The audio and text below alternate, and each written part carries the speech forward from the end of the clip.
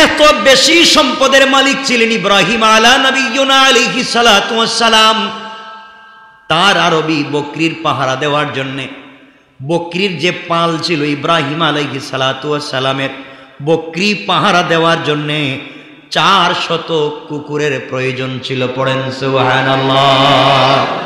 400 কুকুর ইব্রাহিম আলাইহিস সালাতু ওয়াস সালামের শুধু বকরির পাল পাহারাদারি করত।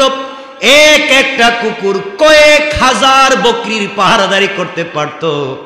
এক একটা কুকুর আরবি, এক একটা কুকুর কয়েক হাজার বকরির পাহারাদারি করতে পারত। ইব্রাহিম 400 কুকুর বকরি পাহারার কাজে ছিল। এবার চিন্তা করেন ইব্রাহিমের কত লক্ষ বকরি ছিল। সুবহানাল্লাহ নাই? কত সম্পদের মালিক, শুধু বকরির হিসাব দিলাম। এই জনমানবহীন মক্কার মরুভূমির মরুপ্রান্তরে জমজম কূপের পানির প্রতি বিদেশিরা আকৃষ্ট হয়ে গেল। সন্তান ইসমাইলের পায়ের কদমে, আল্লাহর হুকুমে, জিবরিল আমিনের মাধ্যমে ইব্রাহিম আলাইহিস সালামের কলিজার টুকরা সন্তান ইসমাইলের বরকতে যেই জমজম কূপের আবিষ্কার হয়েছিল, আবির্ভাব হয়েছিল মক্কার মরুভূমিতে। এই পানির সন্ধান করতে গিয়ে পৃথিবীর শিল্পপতিরা, বিদেশিরা কাফেলা বানিয়ে যখন জমজম কূপের আশেপাশে বাড়িঘর বানাতে চেষ্টা শুরু করলো, ক্ষেত খামার শুরু করতে চাইল, ইব্রাহিম আলাইহিস সালাতু ওয়াস সালামকে জমজমের পানি নেওয়ার কারণে জমজমের পানি ইব্রাহিমের কাছ থেকে তারা নিবে, এর বিনিময়ে ইব্রাহিমকেও তারা খাজনা দিবে, হযরতে হাজরাকেও তারা খাজনা দিবে, টাকা দান করবে। এইভাবে জমিদার হয়ে গেলেন। পুরো আরবের সবথেকে বড় জমিদারে পরিণত হয়ে গেলেন ইব্রাহিম। হযরতে হাজরা, হযরতে ইসমাইল, একদিকে লক্ষ লক্ষ বকরি আছে, অপরদিকে জমজমের পানি থাকবার কারণে মানুষেরা তাদের জন্য পাথর কেটে বাড়ি বানিয়ে দিল। আল্লাহ তাআলার বরকতে জান্নাত থেকে খেজুরের বাগানের ব্যবস্থা হয়ে গেল, ফল ফসলের ব্যবস্থা হয়ে গেল। ইয়েমেন থেকে বাগান এনে লাগিয়ে দেওয়া হলো। শত শত হাজার হাজার মানুষ যারা এই জায়গায় পানির সন্ধানে এসে ঘর বাড়ি বানাতে চাইল, ইব্রাহিমের কাছ থেকে জায়গা নিতে হইতো, তাকে জমিদার মনে করে টাকা দেওয়া লাগতো। এইভাবে মক্কার সব থেকে বড় ধনী হয়ে গেলেন হযরত ইব্রাহিম। সুবহানাল্লাহ বলেন। আপনি আমি কি ইব্রাহিমের চাইতে বেশি টাকাওয়ালা? কথা বলছেন না কেন? ইতিহাস বলে এত বড় টাকাওয়ালা হওয়ার পরে, এত সম্পদের মালিক হওয়ার পরে একবার ফেরেশতারা আল্লাহর কাছে ডাক দিয়ে বলেছে, আল্লাহ তাআলা আপনার কাছে আমরা কিছু বিষয় জানতে চাই। আল্লাহ বলেন, ফেরেশতারা কি জানতে চাও? কি জন্য তোমরা আমার কাছে প্রশ্ন করো?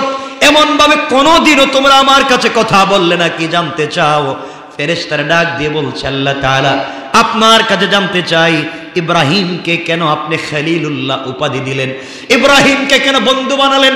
একজন টাকাওয়ালা শিল্পপতি লোক, টাকাওয়ালাকে কেন আপনি খলিলুল্লাহ বানালেন? সে তো আপনার বন্ধু হতে পারে না, সে তো সম্পদের বন্ধু, শুধু টাকা আর টাকা, সম্পদ আর সম্পদ। ঘুম থেকে উঠলেই টাকা, ঘুমাতে গেলেও টাকা। পুরা মক্কার মানুষ তাকে জমিদার মনে করে, সবাই তাকে ট্যাক্স দেয়, খাজনা দেয়। একদিকে হাজার হাজার লক্ষ লক্ষ বকরি, উট, অভাব নাই। অপরদিকে পুরা মক্কা জমজমের পানি নিতে গেলে তাকে খাজনা দেওয়া লাগে। এত বড় টাকাওয়ালা, টাকা ছাড়া কোনো চিন্তা নাই। আপনি এত বড় টাকাওয়ালাকে আপনি বানিয়েছেন খলিলুল্লাহ। আপনাকে তিনি মোহাব্বত করেন নাকি সম্পদকে মোহাব্বত করেন আমরা তো বুঝতে পারলাম না। এত বড় টাকাওয়ালাকে কি আল্লাহ তুমি তোমার খলিল বানাতে পারো?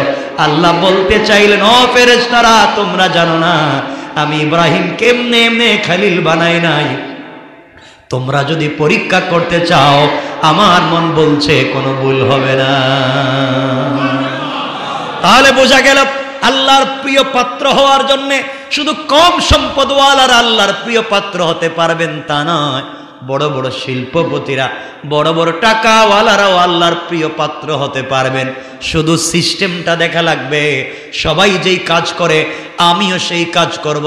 সফল হতে গেলে 1 নাম্বার ক্লাসের ছাত্র সে যেভাবে পরীক্ষা দেয়, যেই সাবজেক্টের, যেই প্রশ্নের, যেই পেপারের প্রশ্নের উত্তর দেয়, ক্লাসে যে ফেল করেছে সে একই সাবজেক্টে পরীক্ষা দেয়, একজন ফাঁস একজন ফেল।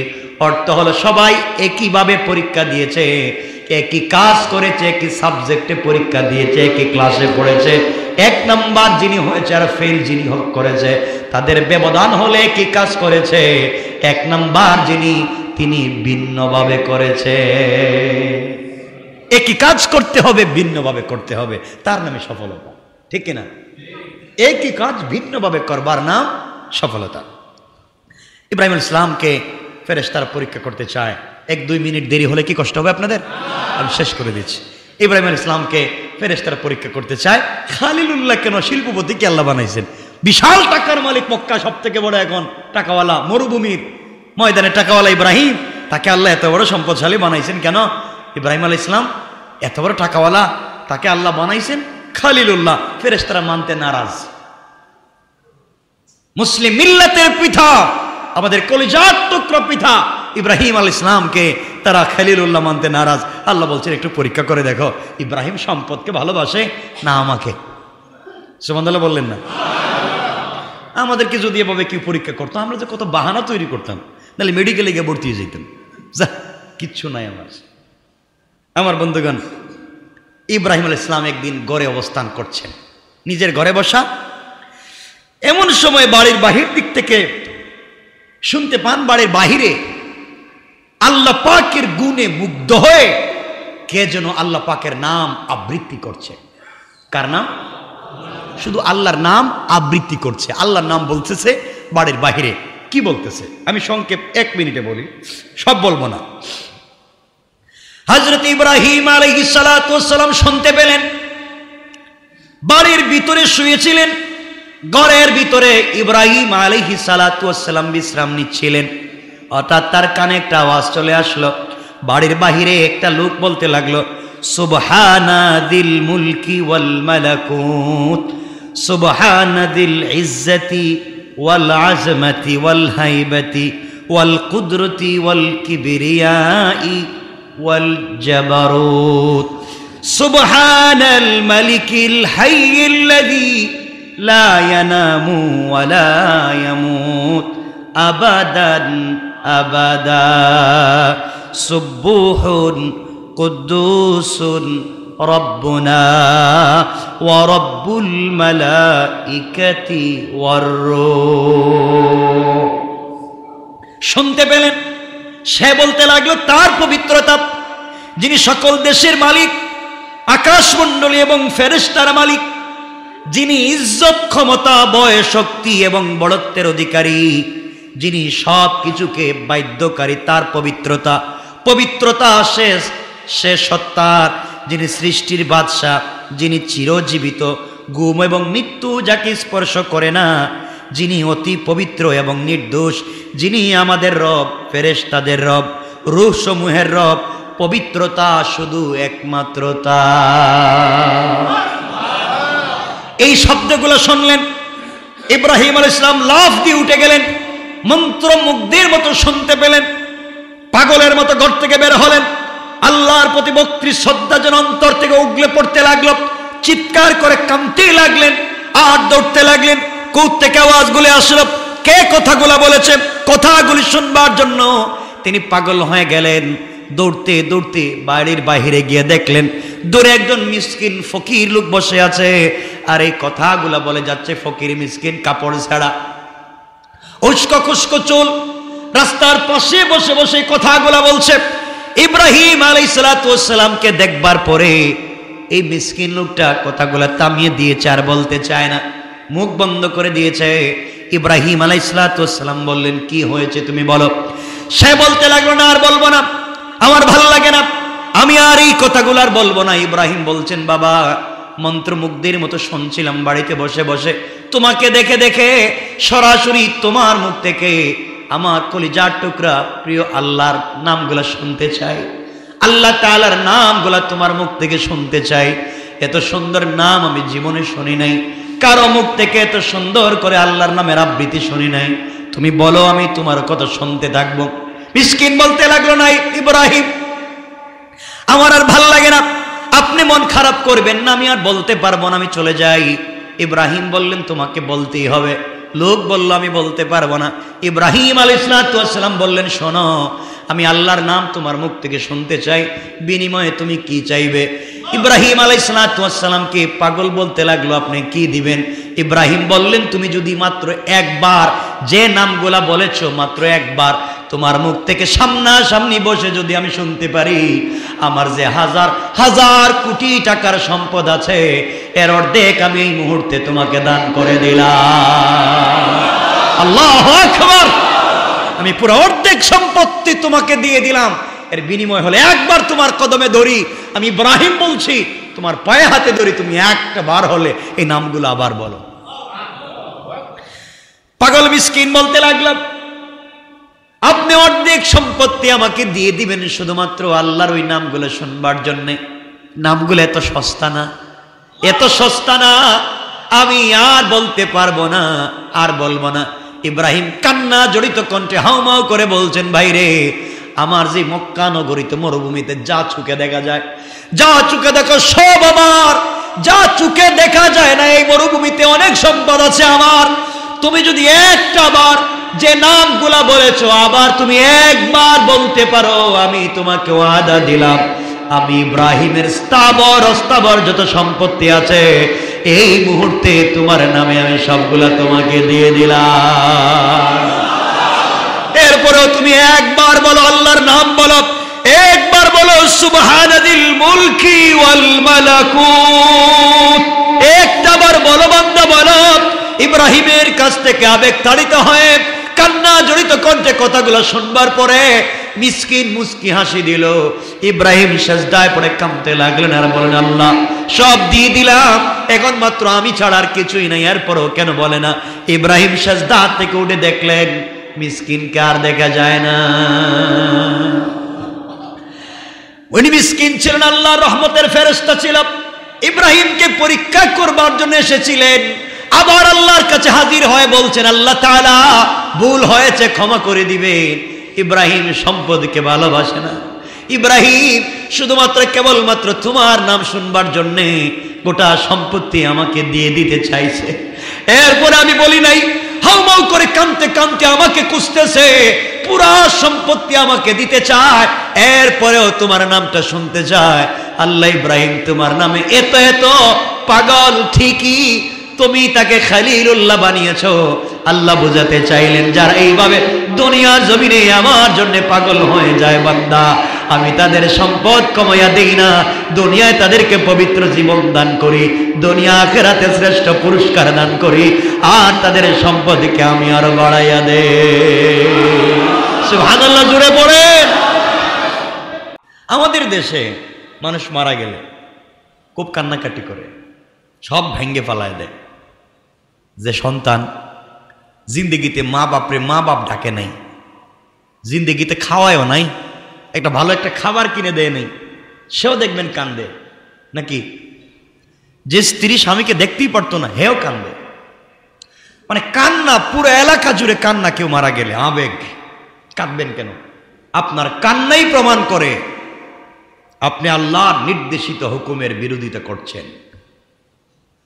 আল্লাহ আপনাকে পৃথিবীতে প্রেরণ করবার বহুত আগেই আপনি যে মরবেন, এটা আল্লাহর নির্ধারিত সীমারেখা, আল্লাহর সিদ্ধান্ত, আপনি মরবেনই। তাহলে আপনি কাঁদছেন কেন? কথা বুঝেননি? আপনি যে মরবেন, আপনার জীবন দেওয়ার আগে তৈরি করেছেন কে? আপনাকে পৃথিবীতে জীবন দেওয়ার আগে আপনার মৃত্যুটা লিখে রেখেছেন কে? তাহলে আপনি কাঁদছেন কেন? আল্লাহ দিয়েছেন তো সে নিয়ে যাচ্ছে, শুকরিয়া আদায় করার কথা। যে 2-4 বছরও তো জীবন দিতে পারতো, আপনাকে 60, 70, 80 বছর দিচ্ছে, তাহলে এরপরে কাঁদছেন কেন? আরবে দেখবেন কেউ মরে গেলে খুব কাঁদে না, কারণ ওরা এটা জানে ভালো করে, কেঁদে লাভ কি? যে দিছে হেই তো নিয়ে গেছে, ঠিক না? যে দিয়েছে সেই নিয়ে গিয়েছে। কান্নার বিষয় হচ্ছে যিনি যাচ্ছেন তিনি কি আল্লাহর হুকুম মতো জিন্দেগি কাটিয়ে যাচ্ছেন? যিনি যাচ্ছেন রাসূলের সুন্নাহ নিয়ে কি যাচ্ছেন? যদি যেতে না পারেন, বরবাদি, ঠিক না? এজন্যে আল্লাহকে ওয়াস্তে আমরা শুধু মরার সময় কেঁদে লাভ নাই। দেখবেন অনেক মানুষ অসুস্থ হলে আপনার কাছে গিয়ে বলছে আমি অসুস্থ, আমাকে সহযোগিতা করেন, দিবে না। কিন্তু মরার পরে কাফনের টাকা দেওয়ার জন্য দেখবেন সে রাজি, ঠিক না? কেন?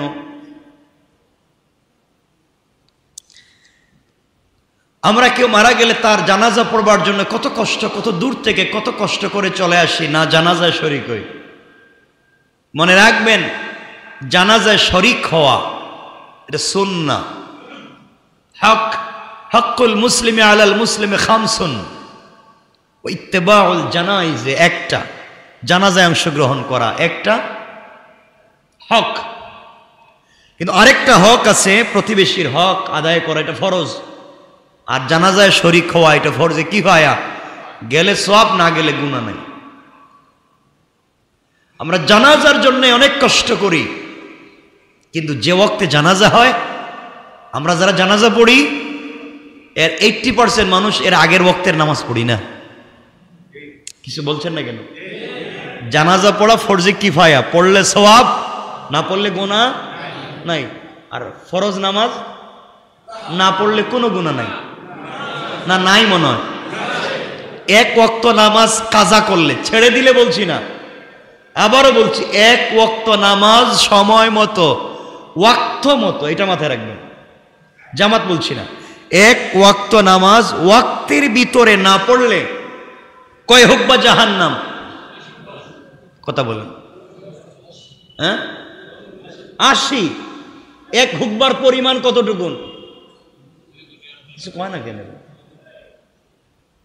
কিছু বলেন না, মনে হচ্ছে এরা কিচ্ছু বলতে পারতেছে না। জানি না, না জানি, এটু তো বুঝতেছি না, বলেন না।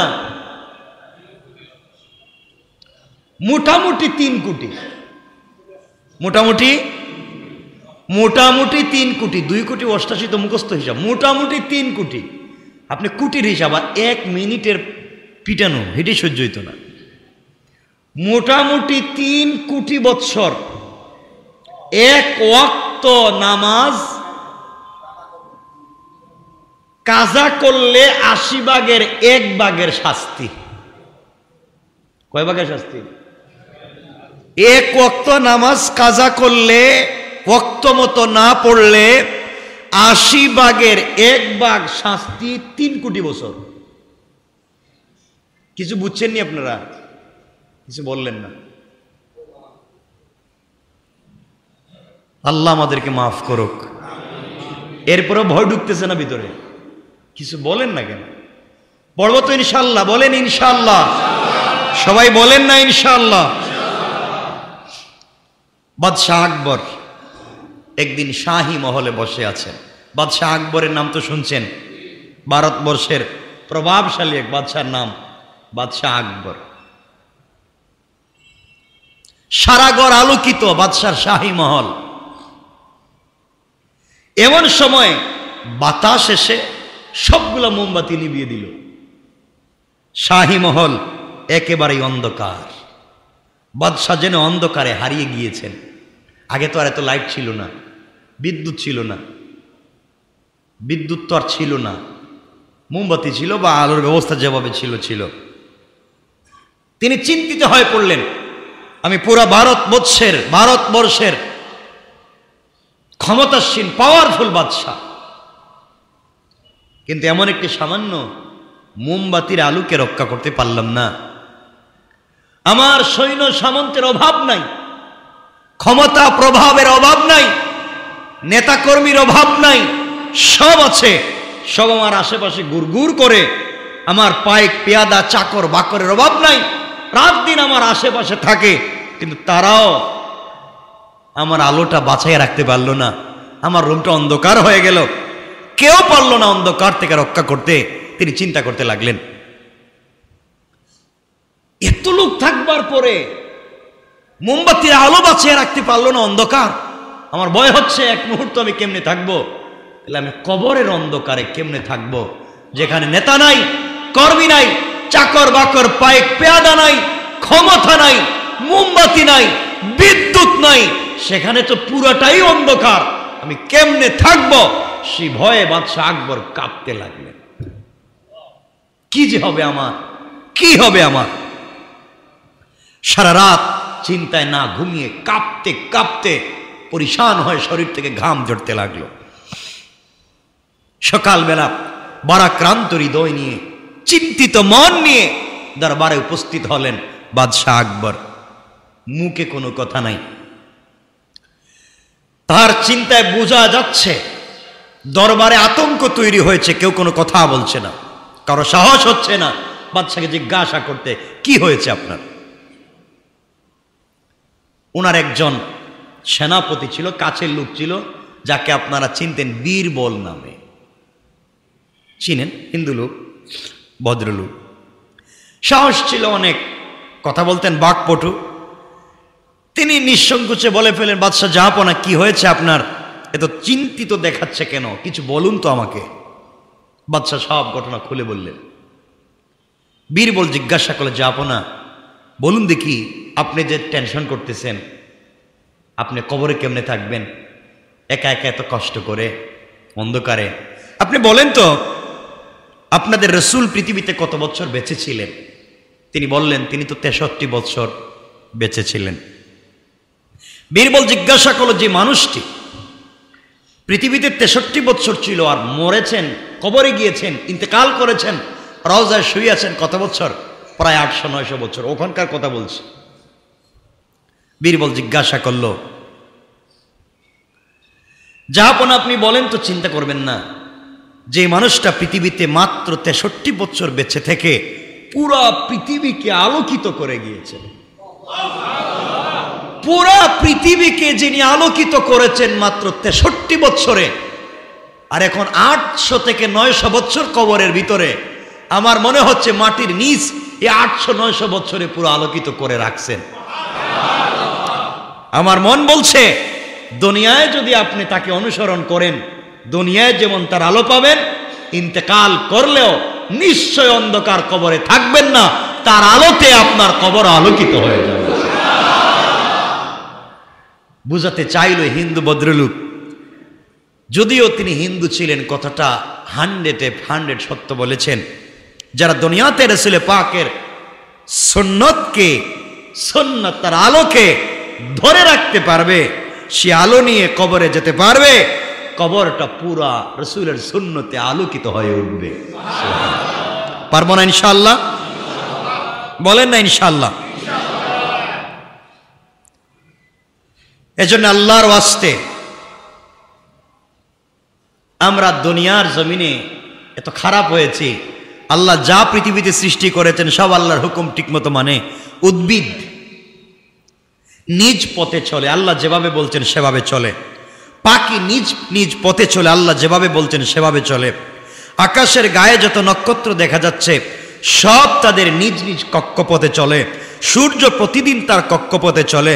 সবগুলা গ্রহ কক্ষপথে, অর্থাৎ আল্লাহর হুকুম মতো, আল্লাহ যেভাবে বলছেন সূর্য এভাবেই চলে, চন্দ্র এভাবেই চলে, বুধ এভাবেই চলে, শুক্র এভাবেই চলে। সব গ্রহগুলা আল্লাহর হুকুম মতো তার কক্ষপথে চলে। যদি একবার কক্ষপথ চেঞ্জ করে তাহলে পুরো পৃথিবী ধ্বংস হয়ে যাবে, ঠিক না?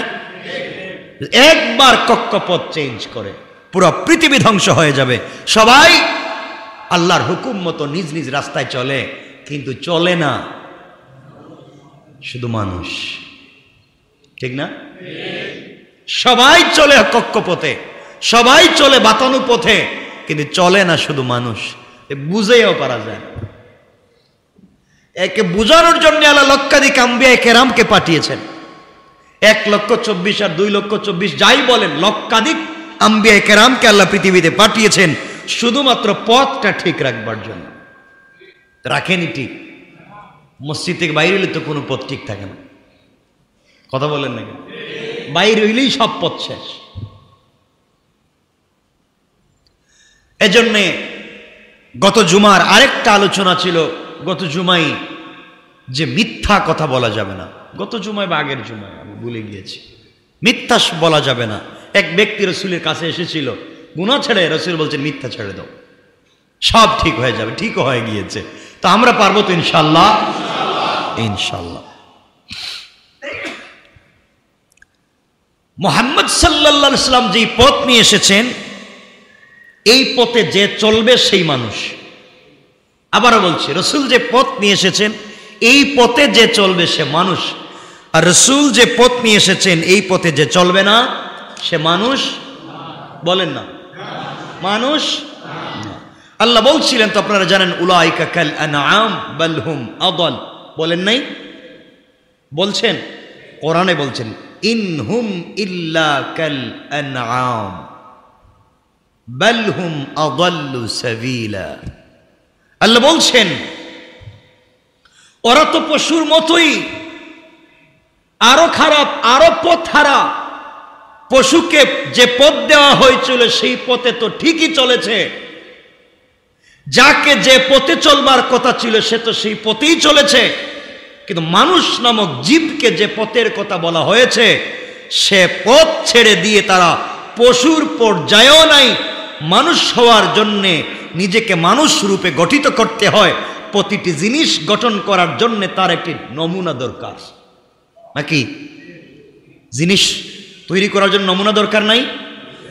আপনি একটা বাড়ি নির্মাণ করবেন, বাড়ি নির্মাণ করতে গেলে কি লাগবে? বাড়ির ডিজাইন লাগবে, বাড়ির নকশা লাগবে, না লাগবে না? ডিজাইন ছাড়া বাড়ি কি হয়? সম্ভব হয়? দেখবেন এদিকে ওদিকে নাই দিলে ওদিকে, কোন দিকে দরজা হয়েছে কোন দিকে জানালা ঠিক নাই, কোনো জানালা ছোট কোনো জানালা বড়, এভাবেই তো হয়। তার নকশা ঠিক করতে হয়। সেই নকশা মিল রেখে একজন ইঞ্জিনিয়ার একখণ্ড জমির উপরে নকশা মতো বাড়ি বানাতে হয়। যদি নকশা মতো বাড়ি নির্মাণ না হয়, নকশার সাথে মিল না থাকে, মালিক সেই বাড়ি গ্রহণ করেনি, করে না। তেমনি ভাবে দেহ থাকলেই, 3.5 হাত বডি থাকলেই মানুষ বলা যায় না। এই দেহ এক খণ্ড জমি, জমিতে আছে মাটি, জমিতে আছে বাতাস, জমিতে আছে পানি, জমিতে আছে আগুন, এই 3.5 হাত বডিতে তাই আছে। কথা বলেন না কেন? তাহলে এই 3.5 হাত বডি এক খণ্ড জমি, এই এক খণ্ড দেহের মধ্যে, এক খণ্ড জমির মধ্যে দেহ নামক এক খণ্ড মানুষে যদি আপনি কিছু বানাতে হয় একটা নকশা লাগবে। এই এক খণ্ড দেহকে যদি মানুষ বানাতে হয় লাগবে একটা নকশা। কি লাগবে? কথা বলেন না কেন? আর এই নকশার নাম হলো মুহাম্মদুর রাসূলুল্লাহ সাল্লাল্লাহু আলাইহি ওয়াসাল্লাম। এই দেহ নামক ময়দানকে, দেহ নামক এক খণ্ড মাটির টুকরাকে যদি মানুষ বানাতে হয়, জমির এক খণ্ড টুকরাকে সুন্দর ডিজাইন করা বিল্ডিং বানাতে হয় যেমন নকশা লাগে, 3.5 হাত বডি নামক এক খণ্ড ময়দানকে মানুষ বানাতে গেলেও একটা নকশা লাগবে। আর সেই নকশার নাম মুহাম্মদুর রাসূলুল্লাহ সাল্লাল্লাহু আলাইহি ওয়াসাল্লাম। তার সাথে মিল রেখে নিজেকে গড়তে না পারলে সে মানুষ হিসাবে গণ্য হতে পারে না। আল্লাহ তা গ্রহণ করবেন না, কারণ সে আবর্জনা হয়ে যায়, তাকে জাহান্নামে নিক্ষেপ করবেন। এই দেহ নামক এক খণ্ড জমিকে নকশা মুহাম্মদুর রাসূলুল্লাহর নকশায় মানুষ বানাবার জন্যই আল্লাহ বলছেন কোরআনে কারীমের 33 নম্বর সূরা, সূরা আহজাবের 21 নম্বর আয়াতের অংশে বলেছেন, লাকাদ কানা লাকুম ফি রাসূলিল্লাহি উসওয়াতুন হাসানা। তোমরা যে মানুষের ডিজাইন চাও, মানুষের নকশা চাও, আল্লাহ যে মানুষ চায়, আল্লাহ জান্নাতে দেওয়ার জন্য যে ডিজাইন চায়, যে নকশা চায় মানুষের বডিতে, সেই নকশা হচ্ছে মুহাম্মদুর রাসূলুল্লাহ। আমার কথা কি বুঝতে পারছেন? কথা বলেন না, বুঝতে পারছেন? তাইলে আমাদের এই দেহ নামক এক খণ্ড জমিকে মানুষ বানাতে গেলে যে নকশা লাগবে, এই নকশার নাম বলেন না সবাই? পারবো তো ইনশাআল্লাহ? তাইলে আমাদের আদর্শ পশ্চিমা নয়, আমাদের আদর্শ হাঁটুর উপরে প্যান্ট পরা, ছেঁড়া কাপড় পরা, দাঁড়িয়ে প্রস্রাব করা, এই লোক আমাদের আদর্শ নয়। আমাদের নকশা একটাই, তার নাম মুহাম্মদুর রাসূলুল্লাহ সাল্লাল্লাহু আলাইহি ওয়াসাল্লাম। মুহাম্মদুর রাসূলুল্লাহ তার জিন্দেগিতে কোনোদিন মিথ্যা বলেন নাই। মুহাম্মদুর রাসূলুল্লাহ তার জিন্দেগিতে আমানতের খেয়ানত করেন নাই। মুহাম্মদুর রাসূলুল্লাহ তার জিন্দেগিতে কাউকে ঠকান নাই। মুহাম্মদুর রাসূলুল্লাহ কোনদিন তার জিন্দেগিতে আল্লাহর হুকুমের বিরুদ্ধে চলেন নাই। মুহাম্মদুর রাসূলুল্লাহ তার জিন্দেগিতে কোনদিন হারাম খান নাই। সেটাই যদি সত্য হয়, আপনি যদি তাকে নকশা হিসাবে মানেন, আপনার বাস্তব জিন্দেগিতেও তা করতে পারবেন। পারবেন? এই অন্যায় করতে পারবেন? করা যাবে না। পারবো তো ইনশাল্লাহ? কতটুকুন পারবো আমি জানি না, কতটুকুন আমরা পারবো জানি না। আল্লাহ আমাদেরকে কবুল করুক, হেফাজত করুক, বলেন আমিন। সবাই বলেন না আমিন। পারবো তো ইনশাল্লাহ? সবাই বলেন আমরা পারবো তো ইনশাল্লাহ? আল্লাহ কি আমাদের, তাহলে আমাদের কাজ কি? পুরুষ হই নারী হই, আমরা যদি মুমিন হই, নেক আমল করি, নেক আমলটা কার পথে, কার নকশায়? রাসূলে পাকের নকশায় যদি করি, আল্লাহ বলছেন হায়াতান তাইয়্যিবা, পৃথিবীতে দিবেন পবিত্র জীবন। এরপরে বলছেন ওয়ালানাজজিয়ান্নাহুম আজরাহুম বিআহসানি মা কানু ইয়ামালুন, আর আমাদেরকে পুরস্কার হিসাবে দান করবেন পৃথিবীতে এবং আখিরাতে শ্রেষ্ঠ পুরস্কার। সুবহানাল্লাহ বললেন না? সবাই একটু জোরে বলেন না সুবহানাল্লাহ। পারবো তো ইনশাআল্লাহ? আমার এই কথা মনে থাকবে তো ইনশাআল্লাহ? না সবাই ভুলে যাবেন? ভুলে যাবারই তো কথা, মনে কেমনে থাকবে?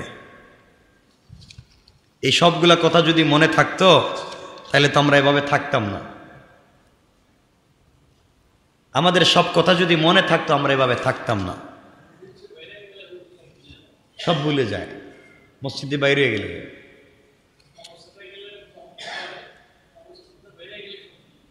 এজন্য আমরা যেন না বলি, আমরা সব সময় মনে রাখবো আল্লাহকে এবং রসুলকে। ভাই, মরা লাগবে, কবরে যাওয়া লাগবে। মারাত্মক এক জায়গার নাম কবর। আপনি রসুলের শাফাআতের আশা করেন, আপনি হাউজে কাউসারের আশা করেন, কিয়ামতের দিনে সুপারিশের আশা করেন। এটা তো বহুত পরে, আরো শত শত বছর পরে। আপনি মরলেই যাবেন কই? এখানের অবস্থা কি? আপনি হিসাব নিকাশ তো আরো কয়েকশো বছর পরে। আপনার রসুল আপনারা শাফাআত করলেও কয়েকশো বছর পরে, ঠিক না? আপনারা হাউজে কাউসার পানি পান করাইলেও কয়েকশো বছর পরে। তো আপনি কবরে কেমনে থাকবেন? আপনারা চিন্তা করবেন, ওখানে একটা বাড়ি বানাবো। আজকালকে দেখছেন না বিভিন্ন রডের কোম্পানি, স্টিলের কোম্পানি এখন অ্যাডভাইস দিচ্ছে, তারা এখন ভূমিকম্প প্রতিরোধমূলক রড। কয়টা কি এমন সিমেন্ট বানাইছি ভূমিকম্প ভাঙবে না। আরে বেটা, তোর শত শত বিল্ডিং, শত শত তালা বিল্ডিং, পৃথিবীর সব থেকে স্মার্ট স্টিল দিয়ে, রড দিয়ে তৈরি করা, ওইটাই ভাঙিয়ে যায়। একমাত্র 43 সেকেন্ড 50 সেকেন্ডের ভিতরে যদি একটা ধাক্কা দেয়, যেমন আজকে ভূমিকম্প হয়েছে, বলবো 1 মিনিট ইনশাল্লাহ, কথাও বলবো। রাসূলের সহিহ 3টা হাদিসের অংশ থেকে নিয়ে আসবে কথাটা।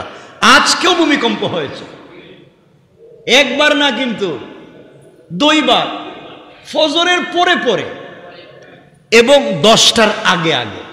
ঠিক আছে তো? 2 বার।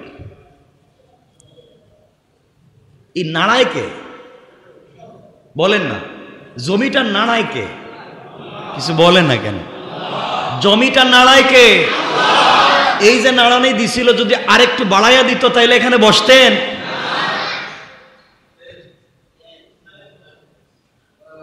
কেন বুঝেন না? যাক, আমরা সামনের দিকে যাই। অনেক কথা বাকি ছিল, আমাদের সময় শেষই হয়ে যাচ্ছে। আপনাদেরকে ছোট করে বলে আমরা শেষ করব। মনে রাখবেন ও ভাই, যাদেরকে আল্লাহ সম্পদ দিয়েছেন, আপনি কিয়ামতের দিন বলবেন, হয়তো আল্লাহ আমাকে অনেক সম্পদ দিয়েছিলেন, আমি আর দুনিয়ার সম্পদের পিছনে পড়ে আমি তোমার ঠিকমতো ইবাদত করতে পারিনি, আর রাসূলের তরিকা ভুলে গিয়েছিলাম। টাকা আছে, দুবাই গিয়ে শয়তানি নাফরমানি করছি। টাকা আছে, ব্যাংকক গিয়েছি, সিঙ্গাপুরে গিয়েছি, যা মন চায় তা করেছি। আল্লাহ, আমি তো দেখবেন একটা লোক পৃথিবীর সব দেশ ঘুরে টাকা নিয়ে, কিন্তু হজের কথা বললেই বলে সময় আসুক, আরেকটু সময় আসুক। ব্যাপারটা কি? এর অর্থ হলো আল্লাহ তাকে দুনিয়ার সব জায়গায় যাবার সুযোগ দিয়েছেন, কিন্তু আল্লাহ তার উপরে এত সন্তুষ্ট তার ঘরে যাইতে দিচ্ছেন না। কথা বলেন না কেন? আল্লাহ এতটুকুনি অসন্তুষ্ট, সব জায়গায় যাইতে দেন, তার ঘরে যাইতে দেন না, কারণ নাফরমানকে রব তার কাছে যেতে দেন না। যে নামাজ পড়তে পারে না, আপনি ভাববেন না যে আপনি খুব বেশি পেরেশান অথবা খুব বেশি আপনি ঝামেলায় জর্জরিত, সময় পাচ্ছেন না, এর জন্য নামাজ পড়তে পারতেছেন না। আপনার সময় নাই, আসো নামাজে, সময় নাই, আসো 2 রাকাত সালাত পড়ি, সময় নাই, আসো রাসূলের নামে কিছু জিকির করি, দোয়া দুরূদ পড়ি, সময় নাই, আসো ভালো কাজ করি, সময় নাই, আসো ইবাদত করি, সময় নাই, তাহাজ্জুদ পড়ি, সময় নাই। আরে সময় নাই, সময় নাই বুয়া কথা, সবই ঠিক আছে, আল্লাহ তার কদমে সেজদা দেওয়ার মতো আপনাকে উপযুক্ত মনে করে নাই। ঠিক কিনা বলেন? আল্লাহ আপনাকে তার কদমে সেজদা দেওয়ার উপযুক্ত মনে করে না, এই জন্য সব করার সুযোগ দে, তার কদমে আসতেই বলে সময় নেই। ভয় পান, রবকে ভয় পান যে সব করার সুযোগ আছে, এটার সুযোগ নাই কেন? সব কিছুর সময় পাই। আপনি সিনেমা দেখতে 2-4 ঘন্টা বসে থাকেন, আপনি ইন্টারনেট ব্রাউজিং করতে 2-4-5 ঘন্টা কাটিয়ে দেন, সব পান। আপনি গ্রামের সালিশে বসলে, বন্ধু বান্ধবের আড্ডায় বসলে, আপনি ভালো একটা কেএফসিতে বসলে, চাইনিজে বসলে, আপনি অর্ডার দিয়া 40 মিনিট 1 ঘন্টা বসে থাকেন খাবারের জন্য। কথা বলেন না কেন? আমি মিথ্যা বলতেছি নাকি? আপনি টাকা পে করে অর্ডার দিয়া বসে থাকবেন চেয়ারে, ওই 1 ঘন্টা পরে খাবার দিব, লিখে দিব 40 মিনিট প্লাস, 50 মিনিট প্লাস বসে থাকেন। আপনি বসে বসে গল্প করতেছেন, তাও নিজের হাতে খাবার আনতে হইব। কথা বলেন না কেন? এই দামি রেস্টুরেন্টে যাইবেন, আপনারা কেউ সার্ভিস দিবে না, আপনি নিজেই না খাইবেন, ঠিক আছে না? তাহলে আপনি অপেক্ষা করে টাকা পে করে খাইতে পারেন, আর আপনি মসজিদে 2-4-5 মিনিট দিতে পারেন না? আরে বোকা, আপনি ব্যস্ত নয়, রব আপনার রব তার কদমে সেজদা দেওয়ার মতো উপযুক্ত আপনাকে মনে করে না। যেন সময় আছে বুঝো, সময় আছে বুঝো, দিন বুঝো, আল্লাহকে বুঝো। বিপদ বড় মারাত্মক, সামনের বিপদ বড় মারাত্মক। এজন্য মনে রাখবেন, সেই দিন শুধু সেই ব্যক্তি উপকৃত হবে যেই ব্যক্তি আল্লাহর কাছে আসবে বিশুদ্ধ অন্তর নিয়ে। কি অন্তর? অন্তরে কোনো কালিমা নাই, অন্তরে কোনো কালা নাই। মাঝে মাঝে আমরা বলি না, ওর চেহারাটা যেমন, অন্তরটা মারাত্মক কালো, আমরাই তো বলি নাকি? চেহারার চাইতে অন্তরটা আরো কালো। আল্লাহ বলছেন, বিশুদ্ধ অন্তর ছাড়া আমার কাছে আসলে কোনো লাভ নাই, কোনো লাভ নাই। এজন্য যেদিন ধন সম্পদ সন্তান সন্ততি কোনো উপকারে আসবে না, এই দিন বিশুদ্ধ অন্তরই আপনাকে জান্নাতে নিতে পারবে। আমরা পারবো তো ভাই? তাহলে আজকের পুরো আলোচনায় যেটা বুঝাতে চাচ্ছি, এত কিছু বলে অন্তরটাকে বিশুদ্ধ করতে হবে। কি করতে হবে? আর অন্তর বিশুদ্ধ করবার নামই হচ্ছে নেক আমল, অন্তর বিশুদ্ধ করবার নামই হচ্ছে আমাদের হায়াতান তয়্যিবা, পবিত্র জিন্দেগি। অন্তর বিশুদ্ধ করবার অর্থই হচ্ছে আল্লাহর পক্ষ থেকে শ্রেষ্ঠ পুরস্কার। সুবহানাল্লাহ বলেন।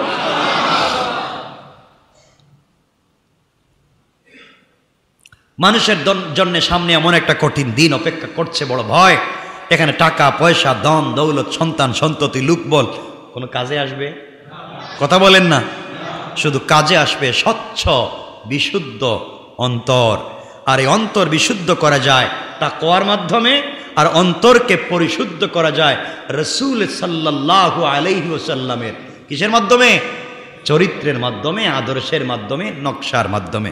নকশা কদম একমাত্র রাসূল পাক সাল্লাল্লাহু আলাইহি ওয়াসাল্লামের। অন্তরকে বিশুদ্ধ রাখবার জন্য আল্লাহ পাক মানুষের জন্য অনেক কিছু রেখে দিয়েছেন। ধনীর জন্য সহজ, গরিবের জন্য সহজ অন্তরকে বিশুদ্ধ করা। বাদশার জন্য সহজ, ফকিরের জন্য সহজ।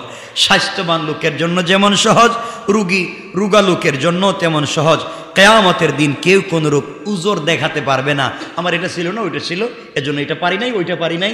এই উজরের কাজ আছে? কথা বলেন না কেন? আপনাকে আল্লাহ টাকা পয়সা দিয়েছেন, আপনি ধন সম্পদ উপার্জন করতে ব্যস্ত ছিলেন, বহুত টাকা পয়সা উপার্জন করছেন, এজন্য আপনি ঠিকমতো ইবাদত করতে পারেন নাই। বিদেশে গেছেন, ঈদের দিন কাজ করছেন, ঠিকমতো ইবাদত করতে পারেন নাই। 8-10 ঘন্টা ডিউটি করতে 1 ওয়াক্ত নামাজ পড়তে পারেন নাই। আল্লাহর কাছে বলছেন, আল্লাহ তুমি তো মাফ করো, আমি তো দুনিয়ার এইগুলাতে পিছনে পড়ে আমি ইবাদত করতে পারি নাই, তুমি আমাকে মাফ করে দাও। আমার মুসলমান বন্দেগান, গভীর মনোযোগ। আল্লাহ রাব্বুল ইজ্জত ওয়াল জালাল ওই সময় কোন বান্দা যখন আল্লাহকে বলবে, আল্লাহ তাআলা দুনিয়ার জমিনে তুমি সম্পদ আমাকে দিয়েছিলে, সম্পদ গুলার কারণে ব্যতিব্যস্ত হয়ে গিয়েছিলাম, সময় ঠিক মতো পাই নাই, ইবাদত করতে পারি নাই। আল্লাহ তাআলা আমি বড় দায়িত্বশীল ছিলাম, সমাজের বড় লোক ছিলাম, সমাজের মানুষের সালিশ ব্যাপার সমাধান করতে গিয়া দুনিয়ার জমিনে ব্যাংক, জব, টাকা পয়সা, ফ্যাক্টরি, ইন্ডাস্ট্রি এগুলা দেখতে গিয়ে, সবকিছুর হিসাব ঠিক মতো করতে গিয়ে, অফিসের হিসাব, টাকা পয়সার হিসাব, সম্পদের হিসাব ঠিক মতো করতে গিয়ে, ফ্যাক্টরি ইন্ডাস্ট্রির হিসাব ঠিক মতো করতে গিয়ে মাথার চুল ঠিক মতো থাকে নাই, পড়ে গিয়েছে। আল্লাহ তাআলা ওই সময় তোমার ইবাদত ঠিক মতো করতে পারি নাই। আল্লাহ রাব্বুল ইজ্জত ওয়াল জালাল ওই সময় দাঁড় করিয়ে দিবেন দুনিয়ার জমিন একজন বড় পয়গম্বর হযরত ইব্রাহিম খলিলুল্লাহ আলাইহিস সালাতু ওয়াস সালামকে আল্লাহ তাআলা দাঁড় করিয়ে দিবেন। ইব্রাহিম আলা নবিয়ুনা আলাইহিস সালাতু ওয়াস সালামকে দাঁড় করিয়ে আল্লাহ বুঝাতে চাইবেন, বান্দারে তুমি বলেছো সম্পদের কারণে তুমি ঠিকমতো ইবাদত করতে পারো নাই, তুমি কি জানো আমার ইব্রাহিমের সম্পদ কেমন ছিল? তোমার কি জানা আছে? তুমি কি তার চাইতে বেশি সম্পদশালী ছিলে নাকি? কেন তুমি ঠিকমতো ইবাদত করলে না? এখন প্রশ্ন আসবে, ইব্রাহিম আলাইহিস সালাতু ওয়াস সালামের সম্পদ কেমন ছিল আমরা তো জানি না। ইব্রাহিম আলাইহিস সালাতু ওয়াস সালামের সম্পদ কেমন ছিল? এত বেশি সম্পদের মালিক ছিলেন ইব্রাহিম আলা নবিয়ুনা আলাইহিস সালাতু ওয়াস সালাম। তার আরবি বকরির পাহারা দেওয়ার জন্য, বকরির যে পাল ছিল ইব্রাহিম আলাইহিস সালাতু ওয়াস সালামের, বকরি পাহারা দেওয়ার জন্য 400 কুকুরের প্রয়োজন ছিল। পড়েন সুবহানাল্লাহ। 400 কুকুর ইব্রাহিম আলাইহিস সালাতু ওয়াস সালামের শুধু বকরির পাল পাহারাদারি করত। এক একটা কুকুর কয়েক হাজার বকরির পাহারাদারি করতে পারত। এক একটা কুকুর আরবি, এক একটা কুকুর কয়েক হাজার বকরির পাহারাদারি করতে পারত। ইব্রাহিম 400 কুকুর বকরি পাহারার কাজে ছিল। এবার চিন্তা করেন ইব্রাহিমের কত লক্ষ বকরি ছিল। সুবহানাল্লাহ নাই? কত সম্পদের মালিক, শুধু বকরির হিসাব দিলাম। এই জনমানবহীন মক্কার মরুভূমির মরুপ্রান্তরে জমজম কূপের পানির প্রতি বিদেশিরা আকৃষ্ট হয়ে গেল। সন্তান ইসমাইলের পায়ের কদমে আল্লাহর হুকুমে জিবরিল আমিনের মাধ্যমে ইব্রাহিম আলাইহিস সালামের কলিজার টুকরা সন্তান ইসমাইলের বরকতে যেই জমজম কূপের আবিষ্কার হয়েছিল, আবির্ভাব হয়েছিল মক্কার মরুভূমিতে, এই পানির সন্ধান করতে গিয়ে পৃথিবীর শিল্পপতিরা, বিদেশিরা কাফেলা বানিয়ে যখন জমজম কূপের আশেপাশে বাড়িঘর বানাতে চেষ্টা শুরু করলো, ক্ষেত খামার শুরু করতে চাইল, ইব্রাহিম আলাইহিস সালাতু ওয়াস সালামকে জমজমের পানি নেওয়ার কারণে জমজমের পানি ইব্রাহিমের কাছ থেকে তারা নিবে, এর বিনিময়ে ইব্রাহিমকেও তারা খাজনা দিবে, হযরতে হাজরাকেও তারা খাজনা দিবে, টাকা দান করবে। এইভাবে জমিদার হয়ে গেলেন। পুরো আরবের সবথেকে বড় জমিদারে পরিণত হয়ে গেলেন ইব্রাহিম। হযরতে হাজরা, হযরতে ইসমাইল, একদিকে লক্ষ লক্ষ বকরি আছে, অপরদিকে জমজমের পানি থাকবার কারণে মানুষেরা তাদের জন্য পাথর কেটে বাড়ি বানিয়ে দিল। আল্লাহ তাআলার বরকতে জান্নাত থেকে খেজুরের বাগানের ব্যবস্থা হয়ে গেল, ফল ফসলের ব্যবস্থা হয়ে গেল। ইয়েমেন থেকে বাগান এনে লাগিয়ে দেওয়া হলো। শত শত হাজার হাজার মানুষ যারা এই জায়গায় পানির সন্ধানে এসে ঘর বাড়ি বানাতে চাইল, ইব্রাহিমের কাছ থেকে জায়গা নিতে হইতো, তাকে জমিদার মনে করে টাকা দেওয়া লাগতো। এইভাবে মক্কার সব থেকে বড় ধনী হয়ে গেলেন হযরত ইব্রাহিম। সুবহানাল্লাহ বলেন। আপনি আমি কি ইব্রাহিমের চাইতে বেশি টাকাওয়ালা? কথা বলছেন না কেন? ইতিহাস বলে এত বড় টাকাওয়ালা হওয়ার পরে, এত সম্পদের মালিক হওয়ার পরে একবার ফেরেশতারা আল্লাহর কাছে ডাক দিয়ে বলেছে, আল্লাহ তাআলা আপনার কাছে আমরা কিছু বিষয় জানতে চাই। আল্লাহ বলেন, ফেরেশতারা কি জানতে চাও? কি জন্য তোমরা আমার কাছে প্রশ্ন করো? এমন ভাবে কোনোদিনও তোমরা আমার কাছে কথা বললে না, কি জানতে চাও? ফেরেশতারা ডাক দিয়ে বলছে, আল্লাহ তাআলা আপনার কাছে জানতে চাই, ইব্রাহিমকে কেন আপনি খলিলুল্লাহ উপাধি দিলেন? ইব্রাহিমকে কেন বন্ধু বানালেন? একজন টাকাওয়ালা শিল্পপতি লোক, টাকাওয়ালাকে কেন আপনি খলিলুল্লাহ বানালেন? সে তো আপনার বন্ধু হতে পারে না, সে তো সম্পদের বন্ধু, শুধু টাকা আর টাকা, সম্পদ আর সম্পদ। ঘুম থেকে উঠলেই টাকা, ঘুমাতে গেলেও টাকা। পুরা মক্কার মানুষ তাকে জমিদার মনে করে, সবাই তাকে ট্যাক্স দেয়, খাজনা দেয়। একদিকে হাজার হাজার লক্ষ লক্ষ বকরি, উট, অভাব নাই। অপরদিকে পুরা মক্কা জমজমের পানি নিতে গেলে তাকে খাজনা দেওয়া লাগে। এত বড় টাকাওয়ালা, টাকা ছাড়া কোনো চিন্তা নাই। আপনি এত বড় টাকাওয়ালাকে আপনি বানিয়েছেন খলিলুল্লাহ, আপনাকে তিনি মোহাব্বত করেন নাকি সম্পদকে মোহাব্বত করেন আমরা তো বুঝতে পারলাম না। এত বড় টাকাওয়ালাকে কি আল্লাহ তুমি তোমার খলিল বানাতে পারো? আল্লাহ বলতে চাইলেন, ও ফেরেশতারা তোমরা জানো না আমি ইব্রাহিম কেমনে এমনে খলিল বানাই নাই। তোমরা যদি পরীক্ষা করতে চাও, আমার মন বলছে কোনো ভুল হবে না।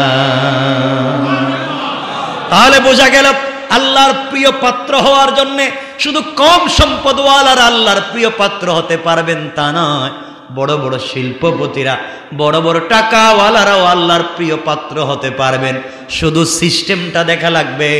সবাই যেই কাজ করে আমিও সেই কাজ করব। সফল হতে গেলে 1 নাম্বার ক্লাসের ছাত্র সে যেভাবে পরীক্ষা দেয়, যেই সাবজেক্টের, যেই প্রশ্নের, যেই পেপারের প্রশ্নের উত্তর দেয়, ক্লাসে যে ফেল করেছে সে একই সাবজেক্টে পরীক্ষা দেয়, একজন পাস একজন ফেল। অর্থ হলো সবাই একইভাবে পরীক্ষা দিয়েছে, একই কাজ করেছে, একই সাবজেক্টে পরীক্ষা দিয়েছে, একই ক্লাসে পড়েছে। 1 নাম্বার যিনি হয়েছে আর ফেল যিনি করেছে, তাদের ব্যবধান হলে একই কাজ করেছে। 1 নাম্বার যিনি, তিনি ভিন্নভাবে করেছে। একই কাজ করতে হবে, ভিন্নভাবে করতে হবে, তার নামে সফলতা। ঠিক কিনা? একই কাজ ভিন্নভাবে করবার নাম সফলতা। ইব্রাহিম আলাইহিস সালামকে ফেরেশতারা পরীক্ষা করতে চায়। 1-2 মিনিট দেরি হলে কি কষ্ট হবে আপনাদের? আমি শেষ করে দিচ্ছি। ইব্রাহিম আলাইহিস সালামকে ফেরেশতারা পরীক্ষা করতে চায়, খলিলুল্লাহ কেন শিল্পপতি কে আল্লাহ বানাইছেন? বিশাল টাকার মালিক, মক্কা সব থেকে বড় এখন টাকাওয়ালা, মরুভূমির ময়দানে টাকাওয়ালা ইব্রাহিম, তাকে আল্লাহ এত বড় সম্পদশালী বানাইছেন কেন? ইব্রাহিম আলাইহিস সালাম এত বড় টাকাওয়ালা, তাকে আল্লাহ বানাইছেন খলিলুল্লাহ। ফেরেশতারা মানতে নারাজ। মুসলিম মিল্লাতের পিতা, আমাদের কলিজার টুকরো পিতা ইব্রাহিম আলাইহিস সালামকে তারা খলিলুল্লাহ মানতে নারাজ। আল্লাহ বলছেন একটু পরীক্ষা করে দেখো, ইব্রাহিম সম্পদকে ভালোবাসে না আমাকে? সুবহানাল্লাহ বললেন না? আমাদেরকে যদি এভাবে কেউ পরীক্ষা করতো, আমরা যে কত বাহানা তৈরি করতাম, নাহলে মেডিকেলে গিয়ে ভর্তি হয়ে যেতাম। যা, কিচ্ছু নাই আমার বন্ধুগণ। ইব্রাহিম আলাইহিস সালাম একদিন ঘরে অবস্থান করছেন, নিজের ঘরে বসা। এমন সময় বাড়ির বাহির দিক থেকে শুনতে পান, বাড়ির বাহিরে আল্লাহ পাকের গুণে মুগ্ধ হয়ে কে যেন আল্লাহ পাকের নাম আবৃত্তি করছে। কার নাম? শুধু আল্লাহর নাম আবৃত্তি করছে, আল্লাহর নাম বলতেছে বাড়ির বাহিরে। কি বলতেছে আমি সংক্ষেপ 1 মিনিটে বলি, সব বলবো না। হযরত ইব্রাহিম আলাইহিস সালাতু ওয়াস সালাম শুনতে পেলেন, বাড়ির ভিতরে শুয়েছিলেন, ঘরের ভিতরে ইব্রাহিম আলাইহিস সালাতু ওয়াস সালাম বিশ্রাম নিচ্ছিলেন। হঠাৎ তার কানে একটা আওয়াজ চলে আসলো। বাড়ির বাহিরে একটা লোক বলতে লাগলো, সুবহানাদিল মুলকি ওয়াল মালাকুত, সুবহানাদিল ইজ্জতি ওয়াল আজমতি ওয়াল হাইবতি ওয়াল কুদরতি ওয়াল কিবরিয়াই ওয়াল জাবারুত, সুবহানাল মালিকিল হাইয়্যিল্লাযী লা ইয়ানামু ওয়া লা ইয়ামুত আবাদান আবাদা, সুবহুন কুদ্দুসুন রব্বুনা ওয়া রব্বুল মালাইকাতি ওয়ার রূহ। শুনতে পেলেন, সে বলতে লাগলো তার পবিত্রতা, যিনি সকল দেশের মালিক, আকাশমণ্ডলী এবং ফেরেশতার মালিক, যিনি ইজ্জত, ক্ষমতা, বয়, শক্তি এবং বড়ত্বের অধিকারী, যিনি সব কিছুকে বাধ্যকারী, তার পবিত্রতা, পবিত্রতা শেষ, সে সত্তার, যিনি সৃষ্টির বাদশা, যিনি চিরজীবিত, গুম এবং মৃত্যু যাকে স্পর্শ করে না, যিনি অতি পবিত্র এবং নির্দোষ, যিনি আমাদের রব, ফেরেশতাদের রব, রূহ সমূহের রব। পবিত্রতা শুধু একমাত্র তার।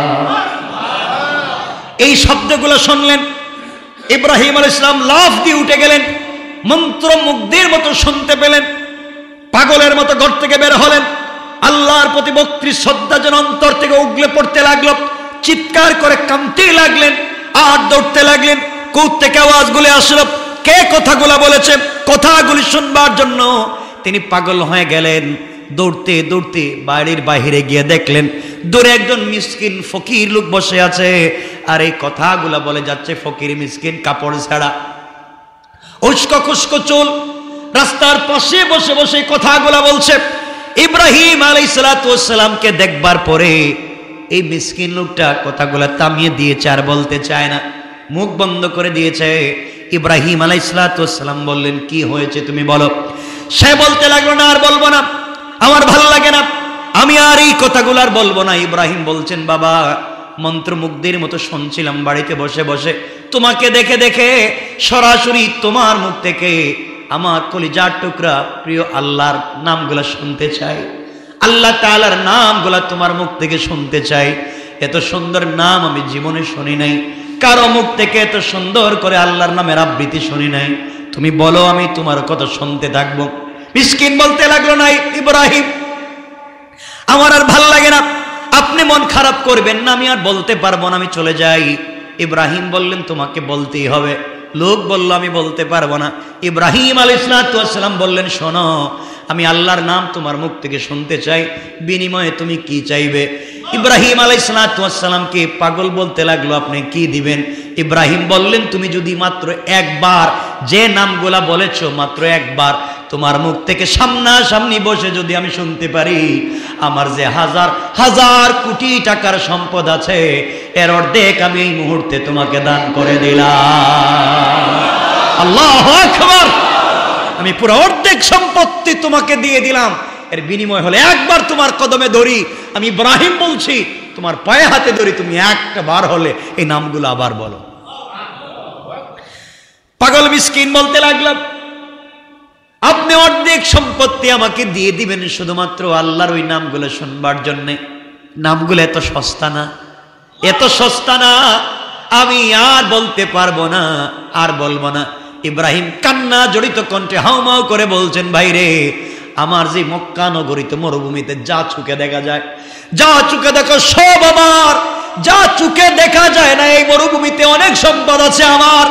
তুমি যদি একটা বার যে নামগুলা বলেছো আবার তুমি একবার বলতে পারো, আমি তোমাকে ওয়াদা দিলাম, আমি ইব্রাহিমের স্থাবর অস্থাবর যত সম্পত্তি আছে এই মুহূর্তে তোমার নামে আমি সবগুলা তোমাকে দিয়ে দিলাম।